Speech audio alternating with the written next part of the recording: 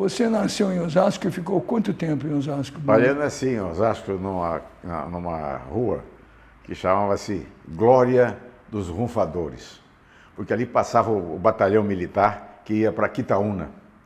Então, depois essa rua, com o tempo, ela se tornou, recebeu um outro nome muito mais importante, ela se tornou uma referência na cidade, passou a chamar da Rua da Estação, claro. Rio de la Garra.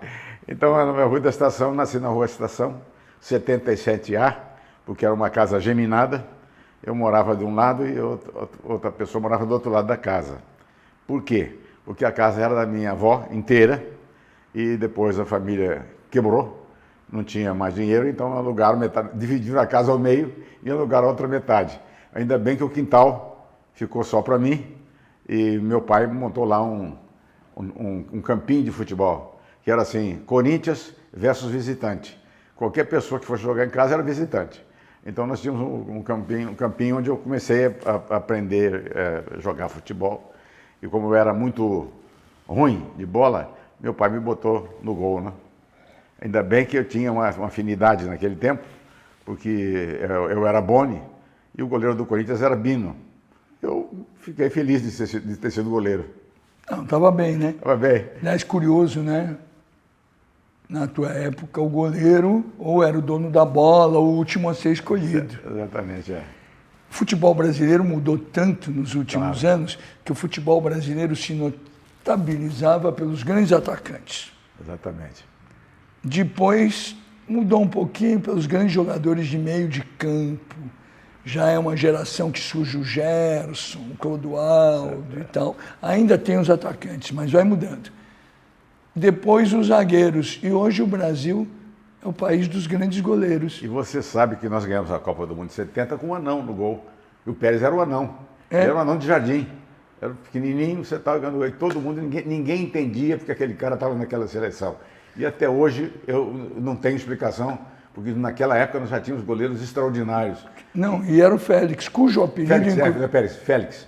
E o apelido dele era Papel, de tão fraquinho que ele era. Exatamente, é. O Félix não podia ser goleiro, não era Pérez, era Félix. Não podia ser goleiro da seleção de jeito nenhum, era um anãozinho de jardim. É muito curioso isso. E ele acabou fazendo uma grande defesa num jogo contra a Inglaterra. Exatamente. Que meio decidiu a continuidade do Brasil. O Feola dizia que, em 58 e tal, que goleiro não tem que ser bom, tem que ter sorte. E vai ver que o Félix tinha sorte, né? Mais tarde. Ô, Boni, aí você está em Osasco, teu pai era dentista e músico? Meu pai era dentista, meu pai tocava violão e ele era calouro de rádio. Quer dizer, o rádio lá em Osasco começou com meu pai. Meu pai queria, de qualquer maneira, ser cantor. E ele levava a buzinada e gongo à torta e à direita, porque ele cantava muito mal. Mas ele tocava um bom violão. E um dia, na Rádio Cultura, ali na Avenida São João, ele foi lá apresentar-se na peneira Rodini e foi surpreendido com um convite. Já que você canta tão mal e consegue se acompanhar, vem acompanhar calouro. E ele foi trabalhar no Regional da Cultura, acompanhando calouros. E é aí que você começa a frequentar uma rádio? Eu vou na rádio com meu pai e eu ficava no controle. Eu não podia ficar no auditório por causa da minha idade, depois eu ficava lá no controle. Eu ficava no controle e a primeira coisa que eu me apaixonei foi pelos scripts.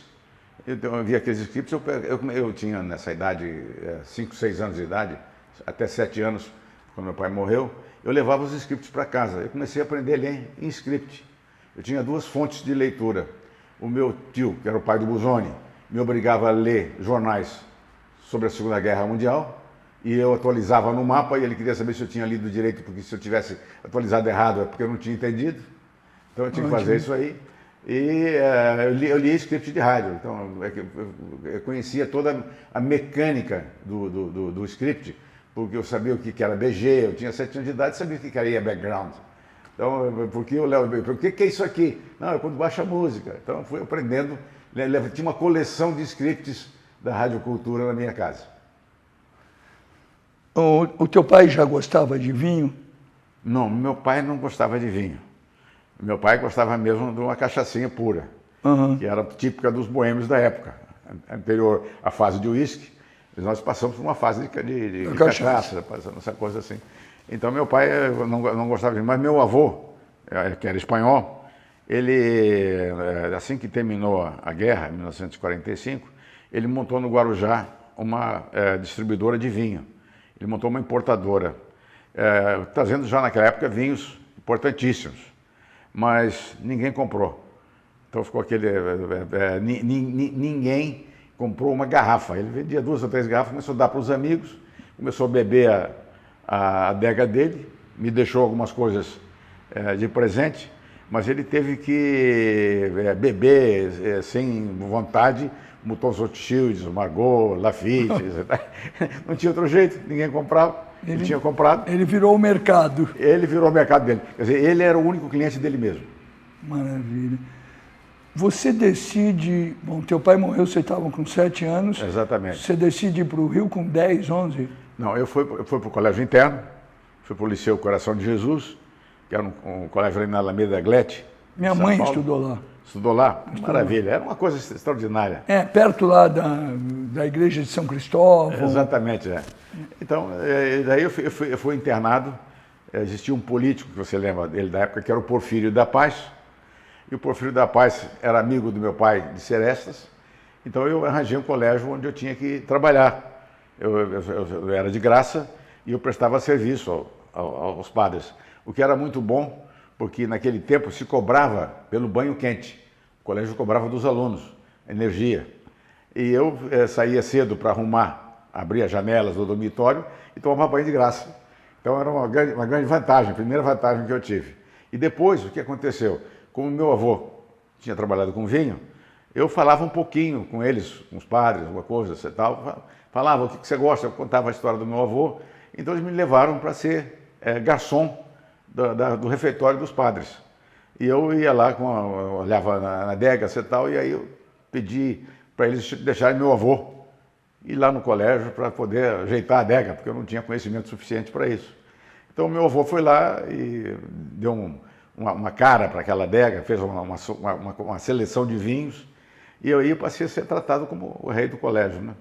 Foi a primeira esperteza que eu fiz na minha vida. Fui levar meu avô lá para o colégio. E depois, quando eu tinha 11 anos de idade, eu fui para o Rio. Por que eu vim para o Rio? A família estava metida em rádio. Eu tinha uma tia que chamava-se Sandra Branca. Ela era cantora. Ela tinha um programa na Rádio Continental do Rio de Janeiro. Naquele tempo, a Rádio Continental era dedicada à notícia. Mas à noite ela tinha uma faixa de programas musicais. Minha tia era cantora. Ela conheceu o Hermínio dos 4 As de um Coringa. E acabou casando com ele. Então, por afinidade, ele passou a ser meu tio. E eles trabalhavam na Rádio Nacional, ali no César de Alencar. Eles eram importantes, né? Eles eram importantes. Eles gravavam os maiores sucessos da época. Eles ainda não tinham surgido os cariocas. Então, eles eram o melhor conjunto vocal daquele momento. E eles iam todo sábado fazer o César de Alencar. Lá no edifício da noite tinha uma feijoada. Então, eu ia para lá, com meu tio, nós íamos comer a feijoada e tal, e depois eles iam cantar e eu ficava por lá bisbilhotando o negócio da rádio. Até que em 1949, eu tinha 14 anos de idade, meu tio, Zé Fernandes, me levou para conhecer um cara que eu queria trabalhar em rádio. Me levou para conhecer um cara que era o Dias Gomes. Nossa Senhora! Então, eu fui o Dias Gomes e o meu sonho, naquele tempo, não era escrever, nem, por exemplo, eu queria dirigir uma estação. Eu tinha vontade de montar uma estação, como eu achava que devia ser, porque eu ouvia muito rádio. Então, eu fui lá por Dias, o Dias perguntou, o que você quer fazer em rádio? Eu digo, eu quero ser diretor. Diretor do quê? De programa? Não, diretor da rádio. Você quer meu lugar? Agora não, mas depois eu... Daqui uns 6 meses, se possível, né? Aí o Dias Gomes mandou assim, olha, então faz assim, você me acompanha, você fica aqui, você vai ser meu estagiário, você me acompanha em todo lugar que eu for, você vai atrás. Aí ele ia no banheiro, eu ia atrás. Você vai aqui no banheiro? Não, boy, fica em outro lugar, não pode ser assim. E eu andava atrás do Dias Gomes. Aconteceu um dia um fenômeno. O Dias Gomes andava pela Avenida Rio Branco e virou para trás e disse assim, sai daí, Boni. Só que eu não estava lá. Ele já tinha estado num grau de loucura tão grande que ele me via em todo lugar. Aí ele me chamou e disse assim, olha aqui, qualquer dia se eu estou na cama com a Janete Claire, você vai aparecer no meio. Então, assim, você sai daqui, eu vou te levar para o Berlier Júnior, que era um gênio da época do cinema, do rádio, na Rádio Roquete Pinto, que é uma rádio da prefeitura, e você lá faz a sua escola de rádio, lá você faz tudo. Você não é uma rádio comercial, você pode escrever, pode operar como sonoplasta, pode fazer o que você quiser. Pode ser radioator, pode ser locutor. E eu fui para a Rádio Roquete Pinto, onde o Berlier Júnior começou a me ensinar a fazer o rádio que eu imaginava que eu sabia, mas não sabia, só tinha vontade.